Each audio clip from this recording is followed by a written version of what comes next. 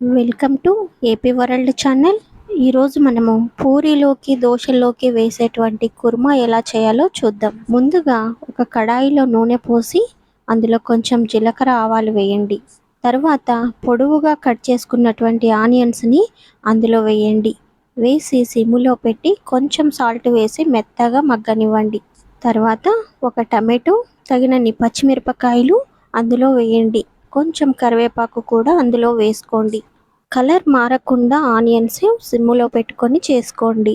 మీకు ఇష్టమైతే బంగాళదుంపని ఉప్పు పసుపు వేసి సపరేట్గా ఉడికించండి. ఉడికించిన దుంపల్ని ఇలా స్మాష్ చేసి ఆనియన్స్లో కలిపేయండి. ఇలా చేయడం వలన కుర్మాకి మంచి రుచి వస్తుంది. ఆనియన్స్లో కలిసే వరకు కలుపుతూనే ఉండండి. ఈ విధంగా ఒకసారి ఇంట్లో ట్రై చేసి చూడండి. కుర్మా చేయటానికి ఎక్కువ టైం కూడా పట్టదు. తర్వాత కొంచెం నీళ్లు పోసుకొని ఉడికించండి. 1/2 టేబుల్ స్పూను పసుపు వేసుకోండి. పసుపు వాటర్లో కలిసేలాగా కలుపుకోండి. తర్వాత ఒక చిన్న కప్పు తీసుకొని అందులో 1 టేబుల్ స్పూను శనగపిండి వేసి కొంచెం వాటర్ పోసి ఉంటలు లేకుండా కలుపుకోండి. అలా కలిపిన శనగపిండిని ఉడుకుతున్న ఆనియన్స్లో వేసి కలుపుతూ ఉండండి. అలా కలపడం ద్వారా కుర్మాలో శనగపిండి ఉంటలు కట్టకుండా ఉంటుంది.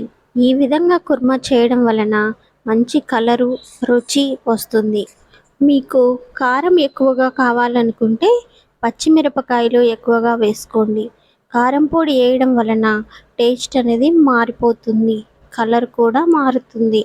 కుర్మాలో వాటర్ తగ్గి దగ్గర పడే వరకు కలుపుతూ ఉండండి. కుర్మా దగ్గర పడిన తర్వాత టేస్ట్ చూసుకొని అందులో సాల్ట్ తగినంత వేసుకోండి.